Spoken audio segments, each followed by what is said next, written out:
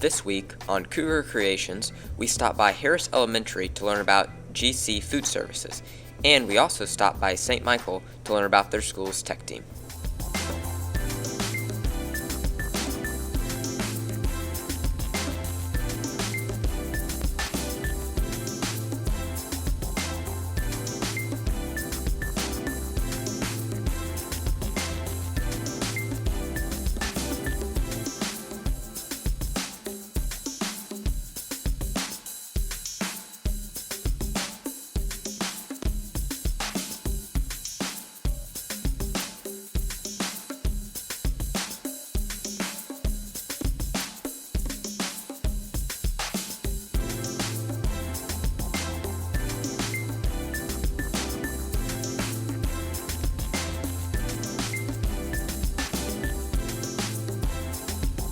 Hello and welcome back to Cougar Creations. I'm Charlotte. And I'm Brady. Today we have a special episode for you guys. We were able to go out and visit some of the schools in our community.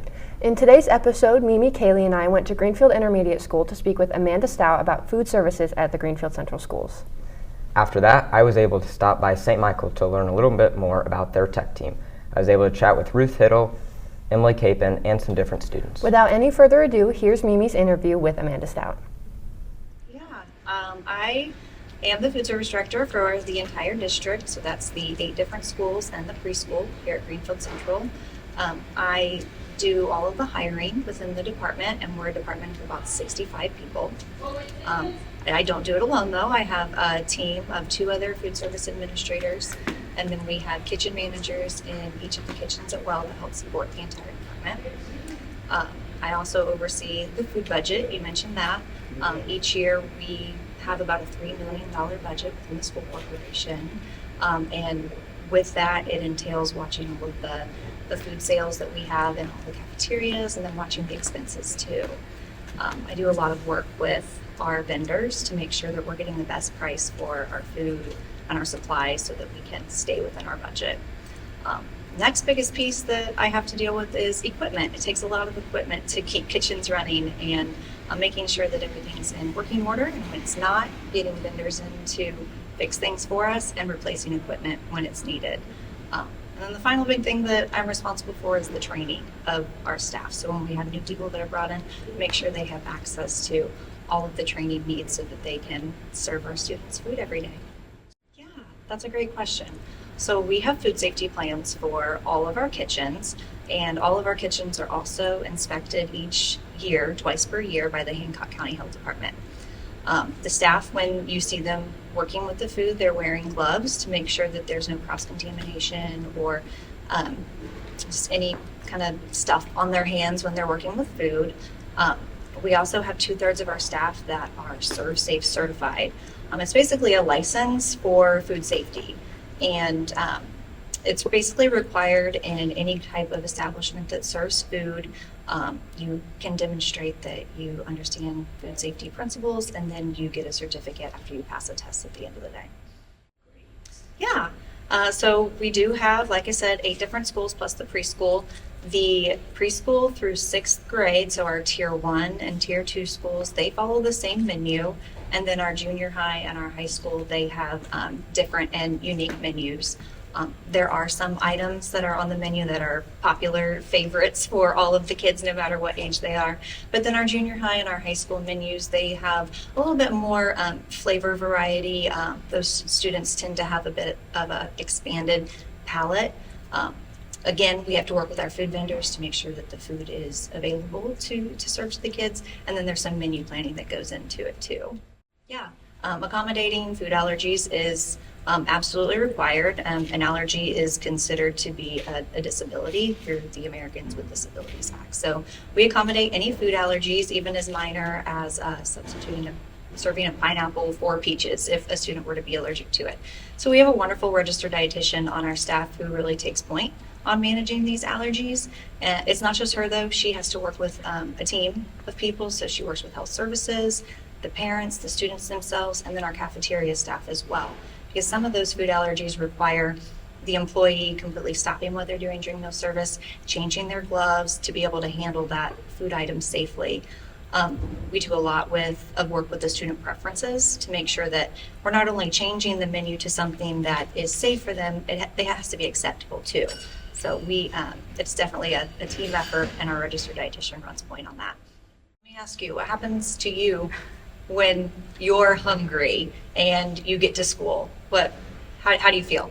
I get a little upset and then I can't really focus. Yeah, exactly. So when a student is hungry and they come to school and they're essentially unprepared to start their day, just the same as if they were to leave their backpack at home and didn't have all the tools that they need. So school meals are essential for a student's success during the day.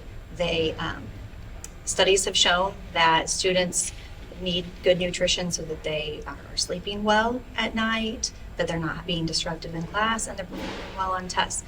You as a student, you know it's important to perform well on tests, and if you're constantly thinking about when your next meal is coming from, you're not worried about how well you're going to perform each day. So it's crucial to the student's success. So it depends. We do lunch and breakfast, so want to make sure I point that out. Sometimes breakfast has to be prepared the day before. You may have saw the Eggos in the walk-in refrigerator there. They're prepared for the next day breakfast service. But the kitchen manager will establish a routine for the staff. We have cooks and servers and people who do all of our prep work, cashiers and dishwashers. It's an entire team effort to make sure that everything is done. So once the kitchen manager establishes who all she has for the day, then we have to look at the particular menu and then what needs to be cooked. If it's made from some kind of scratch item instead of just what we call dump and bake, just pouring things out of a box and putting it in the oven, that can take some more time. But then we also use practices such as batch cooking, where we will cook things for the first group of students that come through. A lot of our schools have multiple lunch periods. And then as the first wave of students goes through, more food is put into the oven or to our combi ovens to make sure that the freshest product is available for our students. So we do have the free and reduced meal lunch program here. It's essentially financial assistance to help pay for school meals. Families are able to apply for it at any time during the school year, and it is based on the household's income. Now, however, our program is not just a program for kids that qualify for free and reduced meals. It's a program for all students, and there's been a history of a negative stigma attached to school meals are only for children in some type of poverty situation. Nutrition is essential for everybody. So while we do have access to those programs here and families can apply for it, our school meal programs are for everyone. We serve a lot of meals, about 700 breakfasts and 2,800 lunches every single day. So we're the biggest restaurant in town. And to that end, we also only have a finite number of customers. We're not a restaurant out in town that anybody can come to. Our customers are our students, so we're not in competition with any other school or anything. So we get a lot of our ideas, not just from our students here at Greenfield-Central, but we get ideas from other school districts where menu items are popular. We also take a lot of non-verbal cues as to how well things are performing. So for instance, a good indicator if something on the menu isn't working, we're going to see a lot of it in the trash. We also have access to reports each day that tells us what each student is buying. So if we put a new entree against a popular entree or pizza or sandwiches, we can see how many of that entree is being sold every single day. And then after a few times it's been on the menu, if it's not performing well, that tells us the students aren't liking it and it's not acceptable. Final thing we do, we like to do taste tests with the kids. So within the past 2 years that our registered dietitian has been on staff, she's been to every single Greenfield-Central school and done some kind of recipe testing with the students. I think we tested ramen with the junior high students recently. At our high school, I can't remember what we've done. We've done some meatball subs at places too. And coming up on our menu this time around, we have a new chicken Alfredo flatbread that is going to be on our menu from now until the end of the school year. We tested that one out before spring break and it was pretty popular. So maybe you can give that one a try. But certainly when we do those taste testing events and we're right in front of the students, they like to tell us if something isn't good, if it is good, and definitely what their favorites are so that we don't take that away from them. Yeah, Absolutely. So like I said, I worked a lot with our vendors. Our vendors are creating products that meet those healthy standards that we have to follow and are acceptable to the students. So all of our taco meat that we serve, tacos are a favorite, no matter if it's a hard shell taco, a walking taco, taco salad. Our taco meat that we serve doesn't have any additives into it. It's completely allergen free. It has a clean label. So it's considered healthy and then also acceptable to our students too. And a bonus because it has tomato in it, so it credits as a vegetable in some cases. It's important to know, like I said, that school meals are for everyone. All humans need to eat to be able to survive, and that's exactly what we are. We are a meal program to serve and meet the needs of children in the school corporation. Like I mentioned, right now we are doing a lot of made from scratch food items on our menu. We have fresh produce available every single day. The milk that we get in, it's one of the requirements for the school meal. It is farmed to school within 48 hours of being produced here locally in the state of Indiana. And one of the final things I'll say too is the cafeteria is essentially an extension from the classroom. When students are eating together, they are learning and sharing with one another, and that's building their social emotional development just the same as when they're learning their math skills and their language skills in the classroom. So we are very much an essential part of the school day. You wouldn't be able to do, like I said, anything without your backpack or your pencil. You can't perform in class, so your brain needs food to be able to perform. And starting your day right with breakfast every day and then joining the school cafeterias for lunch is of the utmost importance. Thanks, Charlotte. That was great learning about our GC Food Services. Now we're going to make the trek over to St. Michael and learn about their school's tech team.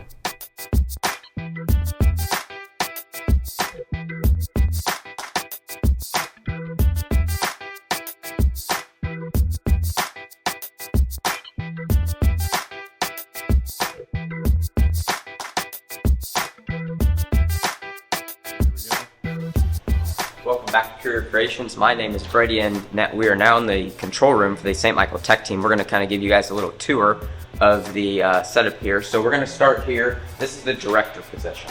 So they're going to be switching between the different cameras during a live stream, and then also monitoring audio as well, just to make sure everything's running smoothly. So they're kind of the head of the operation for our streams, and then they're also running our OBS system, which is our live streaming system to stream out to YouTube.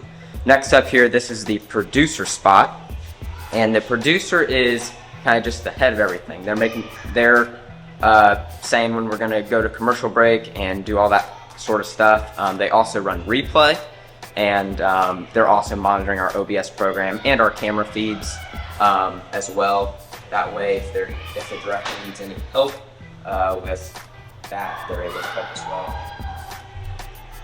And then we also have our stream deck right here, which is what they control, which also controls the OBS studio program, and that we have some hotkeys on there which make it easy to switch between different things during the broadcast as well. And then I can go and mention over here we have this kind of our charging station. A lot of our equipment's here, and we are, it's kind of hard to see, but we are charging all of our cameras and audio gear and all the stuff we got.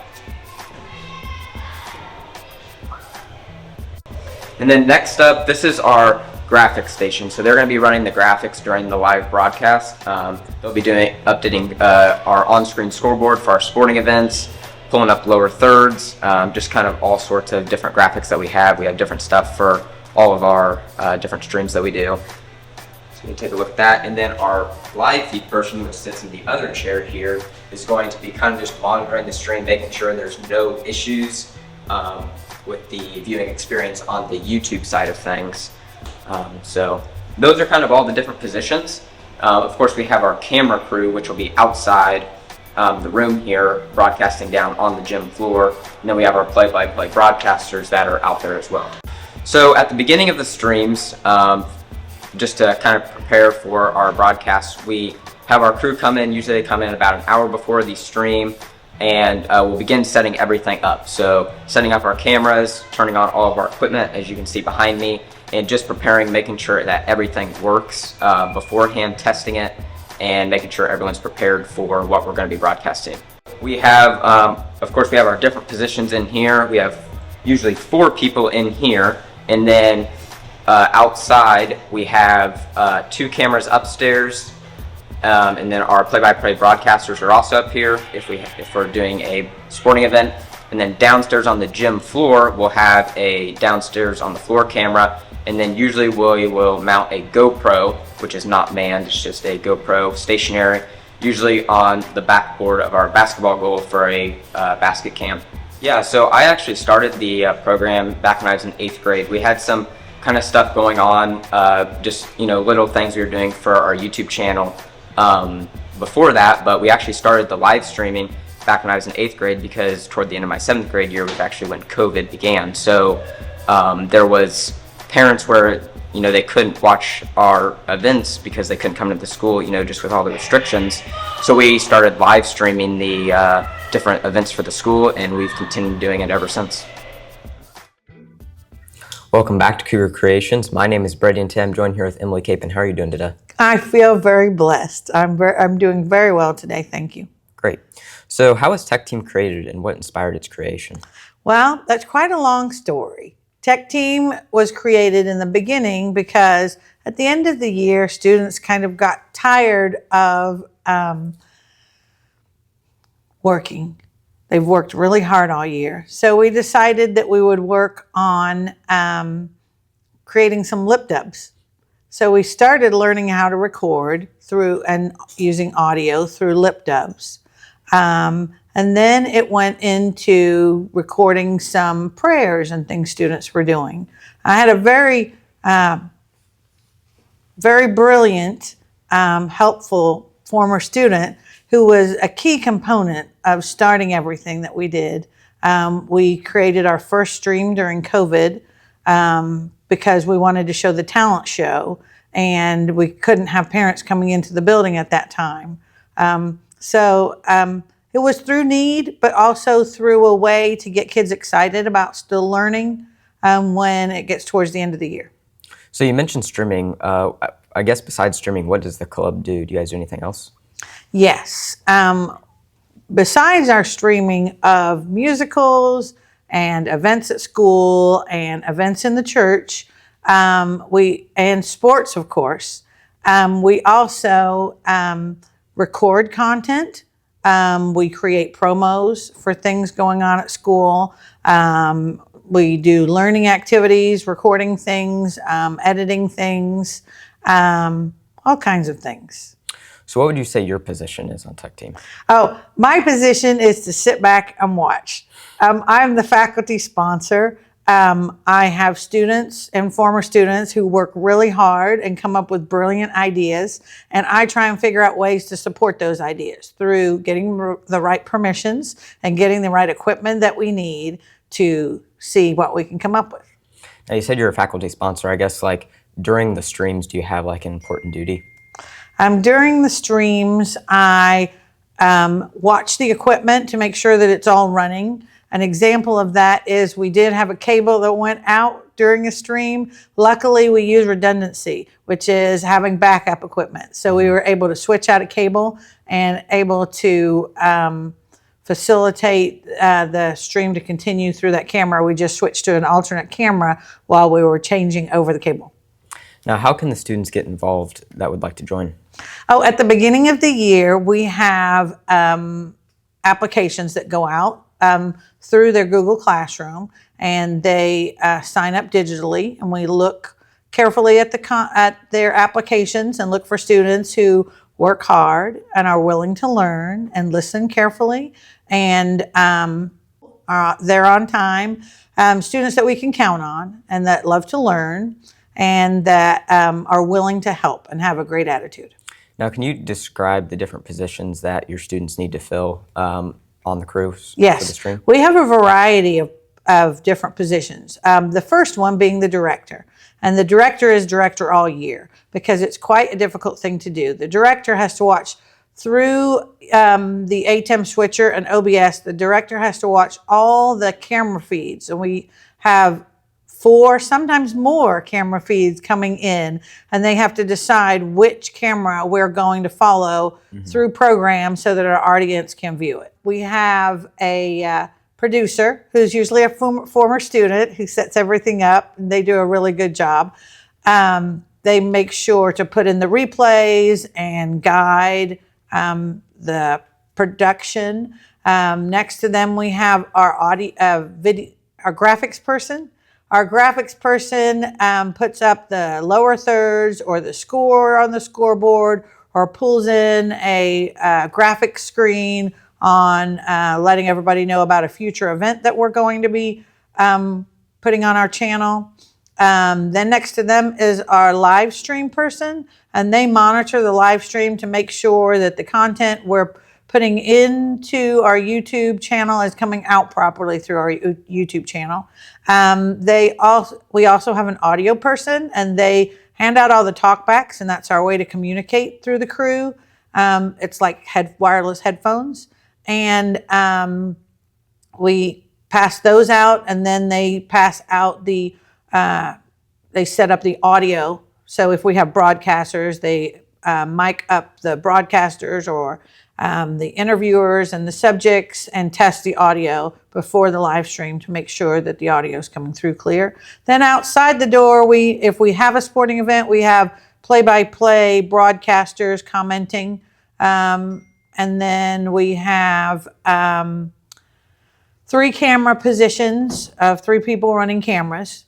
And then we have an unmanned camera. It's usually a GoPro at a very interesting position in the room. Gotcha. Now, with all these positions, how many students do you have on tech team, and do they all show up to one event, or how's that work? Currently, we have 14 students on tech team. Sometimes we lose some, sometimes we gain some.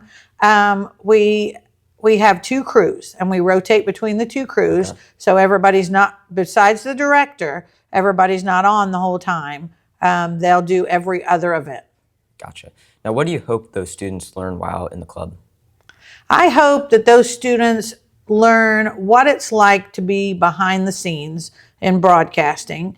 I hope that they gain an interest in broadcasting that they could use later on in college or high school and continue through that field, or at least know the concepts of broadcasting so that if they wanted to try it out themselves, they would know what they're doing. Now, what are some of the challenges that you and the students face, before a live production or during, Challenges generally are equipment, right? And making sure that everybody shows up. We generally have a really good crew, so we're okay to have every position covered. But sometimes we've had experiences where we've turned everything on and something's not working. So we have to problem solve to figure out why it's not working, and then make it work. Gotcha. And are there any new projects in the works? Oh, yes. We have some really exciting projects in the works, but if you want to know what they are, you're going to have to check out our YouTube channel on Friday mornings at 10 a.m. Gotcha. And what advice would you give to another school organization looking to start something like this? Find students that have the interest. If you don't find students that have the interest, it really is probably not going to be very successful. So tech team is driven by student interest. And we continue due to student interest. And as long as we have student interest, we will continue. Gotcha. Now, obviously you have quite a big tech team and a room upstairs. How do you get all the equipment necessary to stream those events? We have some very supportive people in the community that like to support what we're doing at St. Michael. Awesome. And what is your goal with tech team? My goal at tech team is to get students interested in broadcasting, and hopefully to continue at Greenfield-Central and at college so that they know what they're doing. It's an easier transition into those levels because it's going to be harder the more information that they learn, and maybe sometime have a career in broadcasting. Great. And what does the future look like for tech team? That depends. It depends on student interest. So it all depends on what the students want to do. If they're interested, I'll continue. And if they're not interested, then we'll just have had a good run. Awesome. Well, thank you for letting us come in and talk with you today. You're welcome. And thank you guys for watching. I like that it spreads our school's events with anybody who wants to see them, like practically the whole world on YouTube. I just think that's really cool. We have stuff like that. I joined because I really want to learn how to operate cameras and all of the filming equipment. I also have a passion for film. I really like that there's a lot of kids involved, and I also like that we can really relate to our faith and what we talk about. And we always begin with a prayer before our games, and I always think that's really interesting that we get to really relate our faith into that. I also like how we all work together, and I think it's really interesting how we all work together in that sense. And it's like we're all kind of combined in a community for the group. I really like talking, and for the broadcasters, we are allowed to talk a lot. And I also get to do the interviews, and I like being interviewed. And I think it's really interesting all the stuff that we get to do and how we work as a community. At St. Michael's, I've really taught how to do my broadcasting better. I've learned how to word better, and I've learned how to be better with my words. So when I do radio and TV, do a lot of interviews and stuff. So I think all the stuff that I've learned from here will really help me in radio and TV at Greenfield-Central. I really like being behind the scenes and helping to create all the content that we make with Tech Team here at St. Michael's. I thought it would be a really great experience. It seemed really interesting, and I've enjoyed doing it since I've joined. What I like about Tech Team is that I get to live stream the different school events. It's fun because you get to sit in the hot seat and you get to look at all the cameras and switch the different cameras of what's going to play. You know, it gives our school the opportunity to be seen by people not just inside of school, but in Greenfield area and the state of Indiana. And we have people all the way around the world who've seen our videos, so it's one way that we can get our word out.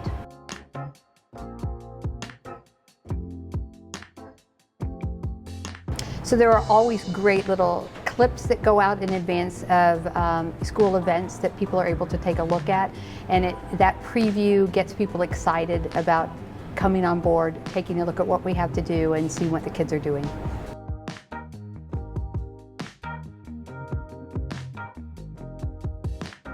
So space is probably the biggest thing we have helped with. We purchase equipment as we can, but we have a wonderful donor who helps to make sure we have all the equipment we need to be successful as a school and as a tech team.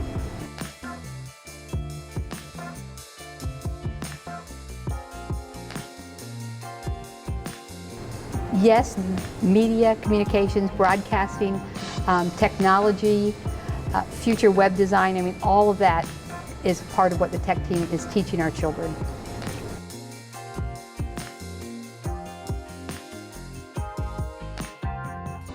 So other schools, it allows us to brag just a little bit. We'll have principals from other schools who will reach out to me and go, what are your kids doing? Who is this tech team? And when I let them know they're students led by a wonderful teacher and then graduates from St. Michael, they're just jealous that we're able to do what we're able to do. So we get lots of positive feedback. Well, I hope at some point to be going with live morning announcements. I just have to talk to the right people to get that going, and just to be on the cutting edge of what technology has for our students and what we have for those who support us. We'd like to thank Amanda Stout, Ruth Hiddle, and Emily Capon for speaking with us today. And thank you guys for watching. Have a Cougar-tastic day. Want to learn more? Follow us on Instagram, Twitter, and make sure to subscribe and smash that like button on YouTube for future videos.